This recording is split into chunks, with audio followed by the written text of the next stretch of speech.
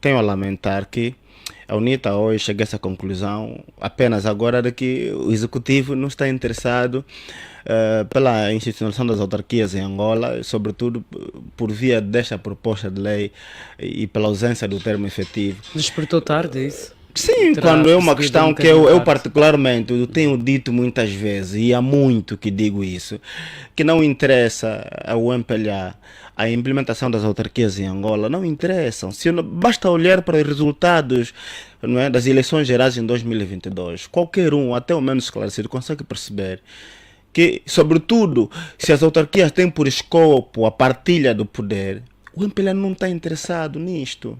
Por que não estaria interessado? Não estou Doutor Camilo? interessado, porque eu citei agora o exemplo, digamos, mais acabado que qualquer um pode citar, que são as eleições de 2022. Mostraram claramente como o MPLA perdeu o controle de cidades importantes, desde Luanda, Cabinda, não é? Mbanza, Congo e outras.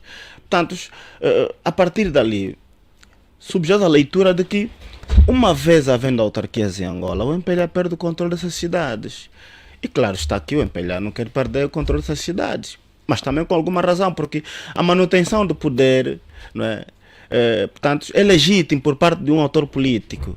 Não se condena isso. O que se condena, na verdade, são os métodos, os meios que são usados para se manter o poder. Daqui que entendemos que, pensamos que isso é uma intenção manifestada muito por quem dirige as políticas do país, não é? Isto não é novo.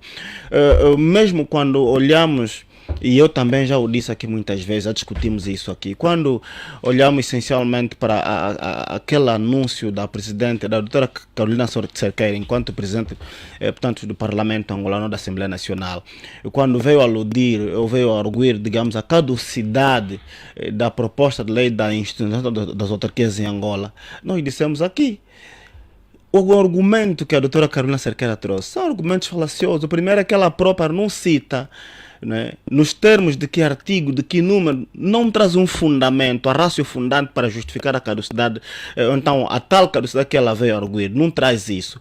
O que pressupõe dizer que estávamos diante de uma falácia, e eu já disse aqui que aquilo constituía mais uma manobra dilatória, apenas para se ganhar tempo, enquanto executivo, enquanto governo, enquanto partido que dirige, procura encontrar um espaço para estabelecer mecanismos que permitam a viabilização da manutenção do poder para sempre. Ou seja, dito de outro modo, nós temos que estar cientes disto, que só vamos ter autarquias em Angola quando o partido que governa o país estiver ciente ou estiver convencido de que a manutenção do poder por ele não estará em causa. Aí sim nós vamos ter autarquia. Portanto, nisto eu gostava de apelar, e costumo também apelar aqui aos atores políticos, aos players políticos, desde partidos políticos na oposição, bem como sociedade civil, para despertarmos para a necessidade de ampliarmos o âmbito da discussão sobre as autarquias em Angola. Porque não basta nós querermos ou pedirmos autarquias em Angola, nós temos que definir que tipo de autarquias nós queremos em Angola. Está a faltar Isso este porque se for para termos uma esclarecimento. autarquia que venha a favorecer quem já está no poder e que venha a permitir quem não está aproximado do poder, penso que isso não fará nenhum sentido. Por quê? Porque vamos estar dentro daquele paradigma, como foi dito em Portugal por um político, que as pessoas querem estar interessadas em dividir o tacho. Não. O importante aqui é criar autarquias que de facto venham a responder à necessidade das populações angolanas. E isto quer dizer ter uma autarquia que se considere na prática, ou que se traduza na prática, como uma autarquia realmente autónoma, porque autarquias têm de ter autonomia. Mas o modelo como está-se a preparar, mesmo do ponto de vista dos vários normativos, e cito aqui as várias leis que compõem o pacote legislativo autárquico, portanto, revelam um modelo das próprias leis que já existem. O que quer dizer que nós não teremos aqui autonomia do ponto de vista das administrações autárquicas. Ou seja, vamos ter autarquias subordinadas ao governo central. Sobretudo se nós olharmos para os princípios da tutela administrativa, a tutela inspectiva. Não é? São princípios que, na verdade, na prática, traduzem-se no princípio da subordinação, porque onde vamos ter municípios com autarquias, mas na verdade vamos ter um agente do poder central, que é o governador, a controlar os municípios. Logo, haverão condições de subordinar as autarquias. Essas autarquias subordinadas, vamos encontrar autarcas eleitos, mas sem poder para a execução de políticas públicas. O mesmo acontece em Moçambique, por exemplo. Eu ouvi em tempos, isso no ano passado, uma entrevista, penso que é da senhora Ivone Soares, salvo erro, que denunciava um facto que ocorre em Moçambique. O que é que a Frelimo faz? Naqueles municípios onde são ganhas autarquias por partidos na oposição, no caso a Renamo e outros, atrasa-se o financiamento. Cria-se um conjunto de impedimentos, de modo a que no final das contas vem-se dizer que o partido X, A e B são incompetentes, mesmo sendo eleito, o povo deu-lhes oportunidade, mas não conseguiram realizar nada. Por quê? Porque não tiveram dinheiro.